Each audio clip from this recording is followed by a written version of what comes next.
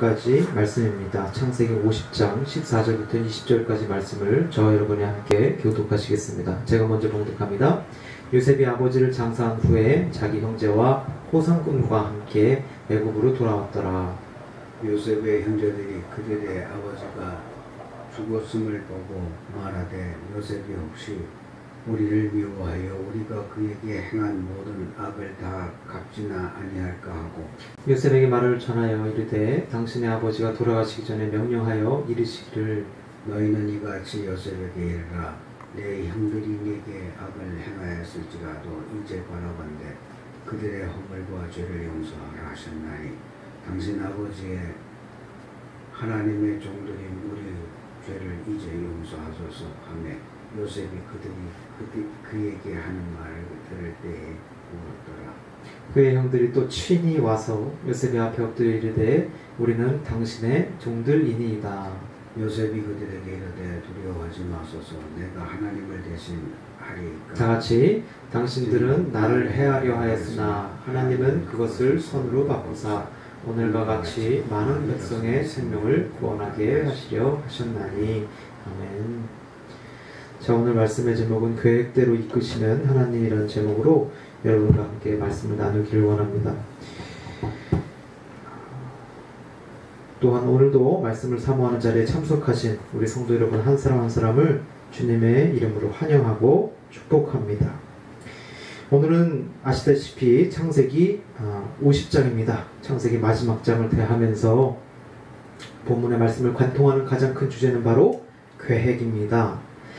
어린 시절에요, 우리는 누구나 계획표를 짜본 경험이 있죠. 계획표를 만들어 보니까 어땠나요? 계획이 계획대로 잘 지켜지셨습니까? 어렸을 때부터 계획대로 준비하고 목표를 이룬 경험을 해보았다면 어린 나이에 정말 값진 경험을 한 것이라 생각이 됩니다. 하지만 적지 않은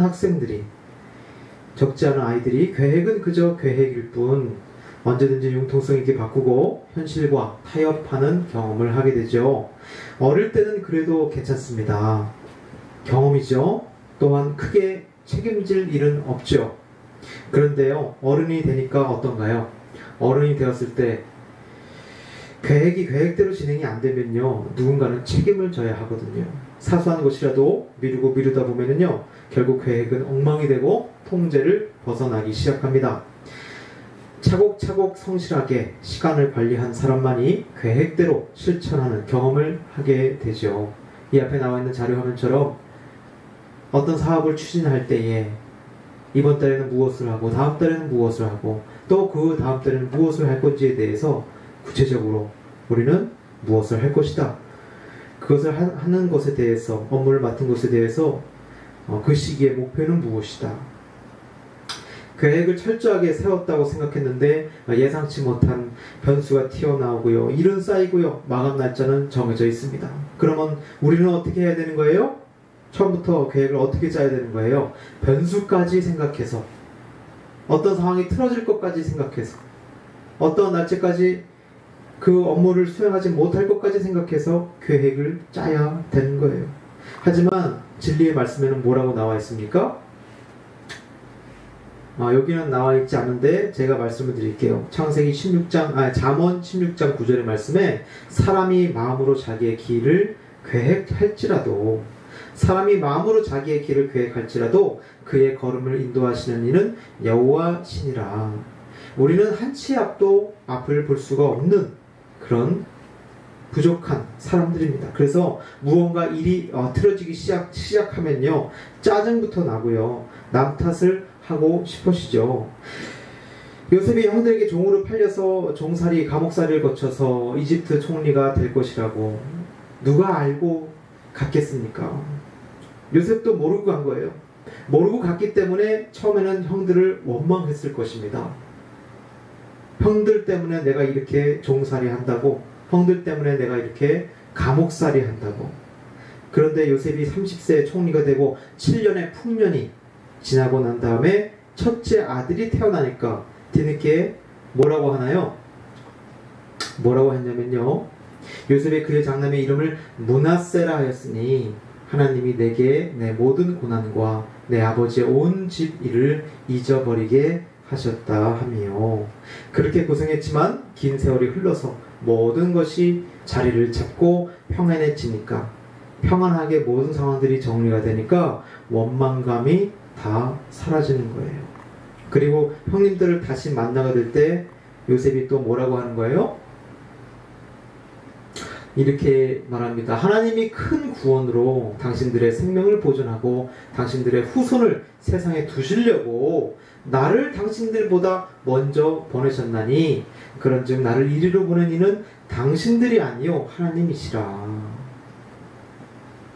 시간이 지나고 돌이켜보니까 하나님이 다 뜻이 있어서, 하나님께서 다 계획하셔서 형님들이 나를 종으로 팔게 하셨고, 그 덕분에 내가 고생을 했지만 이제 이렇게 내가 총리가 되어서 온 나라 백성들이 굶어 죽지 않게 되었습니다. 온 나라 백성들을 먹여 살리게 되었습니다. 많은 생명들을 구하게 되었습니다. 자기 인생의 고난사를 하나님의 섭리로 이해하기 시작하는 거예요.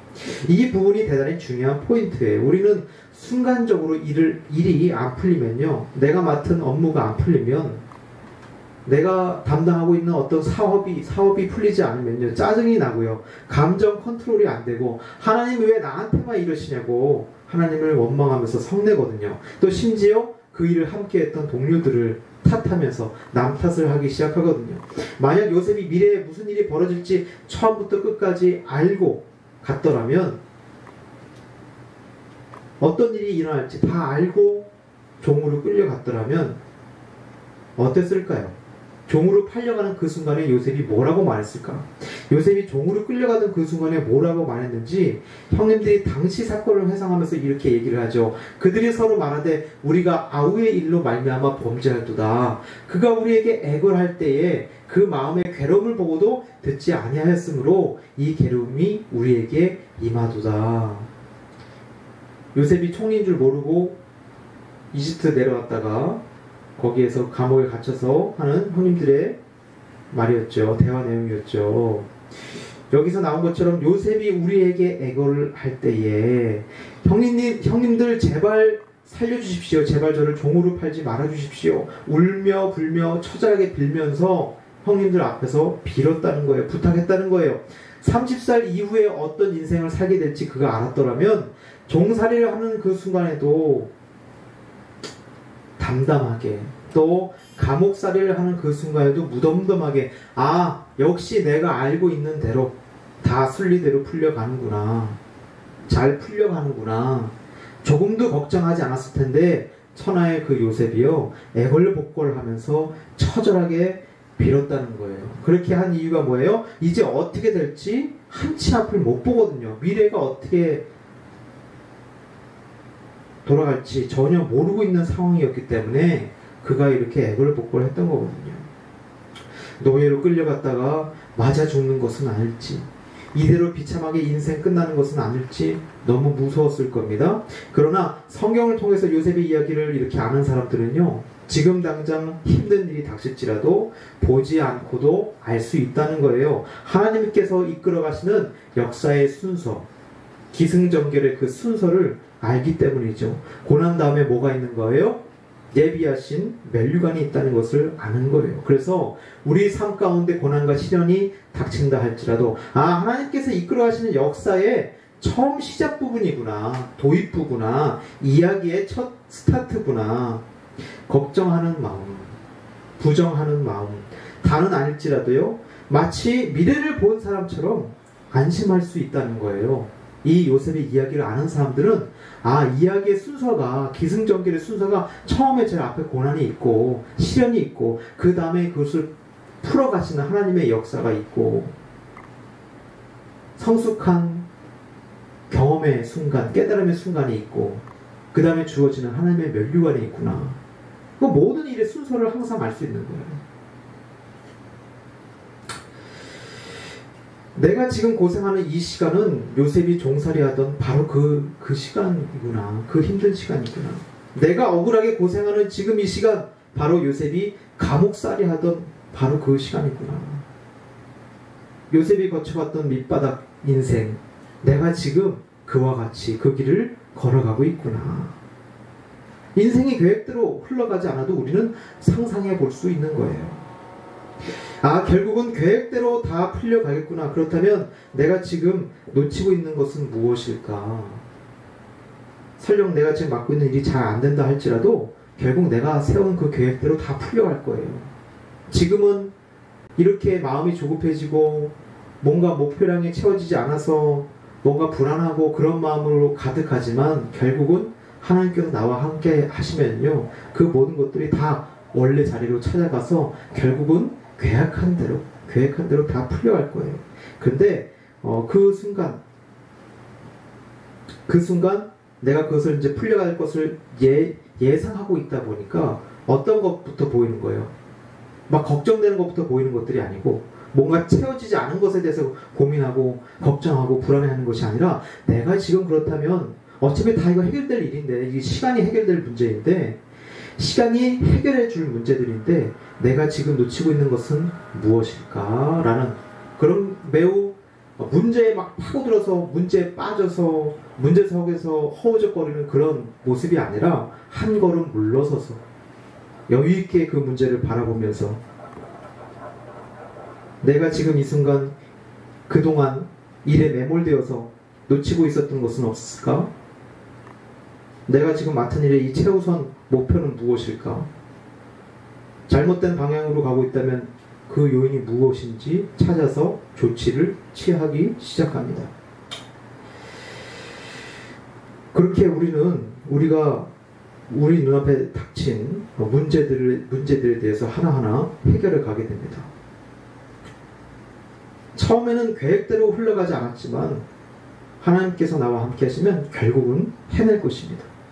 아무리 힘든 일이 있을지라도 하나님이 나와 함께만 하시면 그동안의 모든 힘든 일들을 다 있게 만드실 좋은 날이 올 것이라 기대할 수 있는 거예요.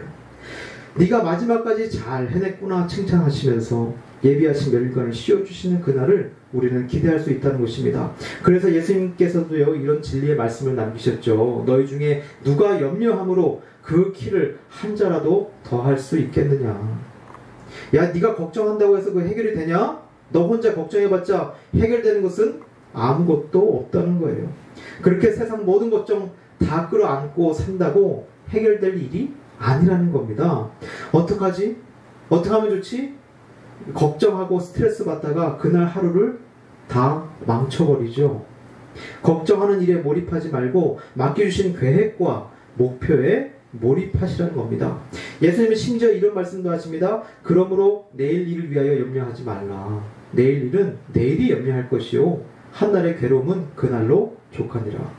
배짱이처럼 놀라는 얘기가 아니에요. 걱정하는 일에 몰입하지 말라는 거예요.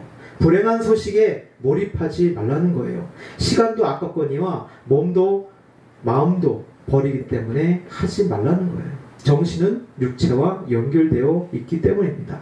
한날의 괴로움은 그날로 족합니다.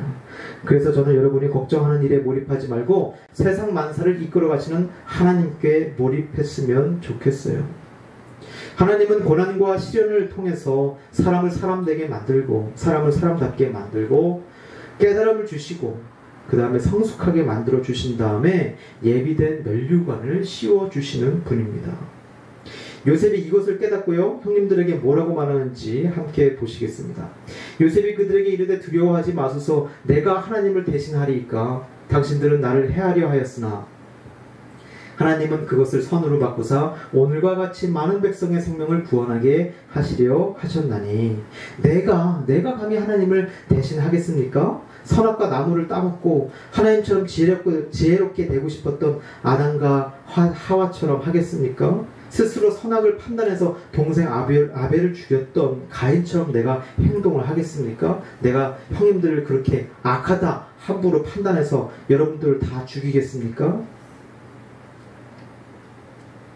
비록 형님들이 동생인 나를 악하다고 판단해서 자기들은 선하고 동생인 요셉은 악하다고 판단해서 노예로 팔아버리고 죽든지 말든지 전혀 신경 쓰지 않고 그렇게 나를 감옥살이를 하게 만들고 종살이를 하게 만들었지만 그럼에도 불구하고 나는 형님들을 악으로 판단하지 않겠습니다. 나는 스스로 하나님처럼 되어서 마치 자기가 판사인 것처럼 되어서 선악을 함부로 판단하지 않겠습니다. 그 얘기를 지금 요셉이 하고 있는 거예요. 대신 남의 다른 사람의 선악을 판사처럼 감히 하나님처럼 판단하는 대신에 하나님의 뜻대로 악을 선으로 바꿔가는 존재가 되겠습니다. 그 얘기를 하고 있는 거예요. 세상 속에서 그리스도인의 역할이 바로 이것입니다. 악을 선으로 바꿔가는 존재가 이 세상에 필요하다는 거예요. 히브리서 원전에 보면요, 선과 악에 대해서 분명히 말하고 있지만 여기 번역이 약간 미흡하게 되어 있어요. 근데 이것을 번역을 더 정확하게 해준 것이 쉬운 성경 번역판입니다. 20절을 보면요, 형님들은 나를 해치려 했지만 하나님께서는 형님들의 악을 선으로 바꾸셨습니다. 이것이 더 히브리어 원어에 더 가까운 해석이죠. 번역이죠. 악을 선으로 바꿔가는 존재가 이 세상에 필요하기 때문에 하나님께서 그런 역할을 하는 사람들을 찾아다니십니다. 정리하면요, 첫째, 계획대로 일이 안 된다고 해서 짜증내거나 남을 원망하지 말자는 거예요. 왜냐하면 하나님께서는요, 고난과 시련을 통해서 성숙의 단계로, 우리를 성숙함의 단계로 이끄시고요, 예비된 면류관을 주시는 분이기 때문에 그렇습니다. 또한 둘째는요, 내가 보기에 악한 사람도, 내가 보기에 못된 사람도 함부로 선악을 선인지 악인지 판단하지 말자는 거예요. 왜냐하면 그 악해 보이는 그 사람들조차도 하나님의 섭리 가운데 하나님의 장기말 같은 존재거든요. 하나님은요, 악을 선으로 바꿔가는 요셉과 같은 존재들을 통해서 세상을 더욱 밝게 빛내시는 분입니다. 이렇게 요셉이 악을 선으로 바꿔가는 존재로 각성하자마자 창세기는요, 갑자기 끝나기 시작해요. 창세기는 50장으로 끝이 납니다.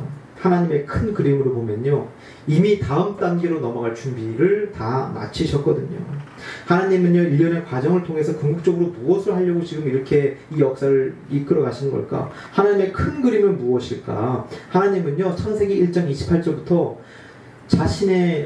자신을 닮은 그 존재들로 하여금 무엇을 하려고 하시는지 그 구체적인 큰 그림에 대해서 이미 말씀하셨어요.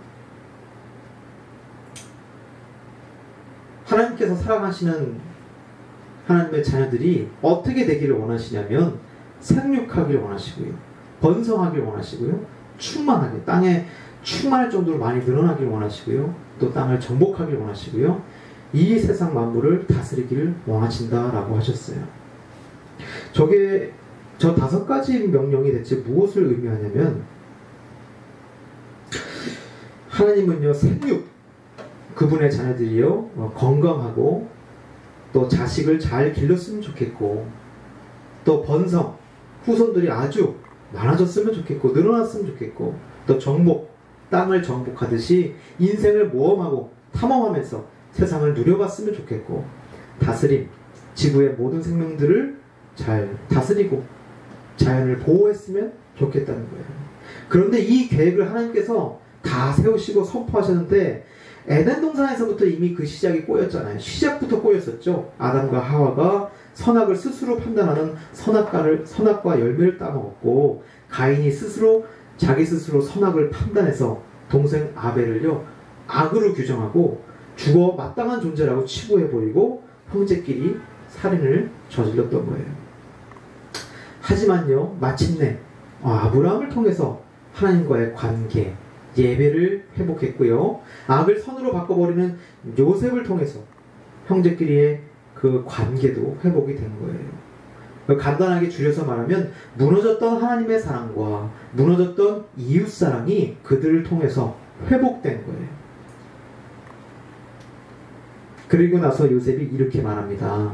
왼쪽에는 창세기 1장 28절은 하나님께서 명령하신 거고요, 창세기 제일 마지막에 50장 21절에 나오는 요셉의 말을 보면요, 어떻게 한다고 되어 있어요? 당신들은 두려워하지 마소서, 내가 당신들과 당신들의 자녀를 기르리이다 하고 그들을 간곡한 말로 걱정하는 그들을 위로합니다. 혹시나 요셉이 원망감에 우리를 죽이지 않을까, 우리 아버지 돌아가셨다고 우리에게 보복하지 않을까, 그런 걱정할 때 이런 말을 한 거예요. 무슨 말을 하고 있는 거예요? 요셉의 입을 통해서, 요셉의 입술을 통해서 하나님의 첫 번째 명령이었던 생육이 나와요. 생육. 하나님 사랑과 이웃 사랑을 실천하는 가운데 건강하게 길러지고 자라는 이 생육에 대해서 요셉이 말을 해요. 이 첫 번째 과업이 이제 달성이 된 거예요. 하나님 사랑을 회복하고 이웃 사랑을 회복하고 하나님 뜻 안에서 건강하게 자라며 성장하는 하나님의 자녀들의 모습, 원래의 그 온전한 모습으로 돌아가는 거예요. 이 첫 번째 과업이 달성되었기 때문에 이제 다음 단계로 넘어가야죠. 자, 출애굽기 1장 7절을 보니까 뭐가 나오는 거예요? 이스라엘 자손은 생육하고 불어나 번성하고, 이제 번성의 단계로 넘어갔죠, 이미. 그 다음에 또 뭘 하겠어요? 이제 땅에 충만하고, 그 다음에 땅을 정복하는 이야기로 넘어가겠죠. 그렇게 하나님께서는요, 이미 큰 그림을 다 세워두시고 계획대로 이끄시는, 역사를 이끄시는 그런 모습을 우리에게 보여주십니다. 이렇게 하나님은요, 계획을 원래부터 잘 세우시는 분이셨고요. 설령 그 계획이 맨 앞에서부터 실패했다 할지라도 포기하지 않고 끝까지 도전하시는 분입니다. 세월이 아무리 걸릴지라도 결국은 요셉 같은 사람을 통해서 계획하신 과업을 완수하는 분, 바로 하나님이십니다. 그러므로 오늘 말씀의 요셉처럼 우리도 그와 같이 하나님의 뜻대로 살아갔으면 좋겠습니다. 따라서 하나님이 예비하실 면류관을 바라보며 맡겨주신 계획과 목표에 몰입하는 저와 여러분 되시기를 주님의 이름으로 축원합니다. 세상 가운데 악을 선으로 바꿔가는 저와 여러분 되시기를 주님의 이름으로 축원합니다.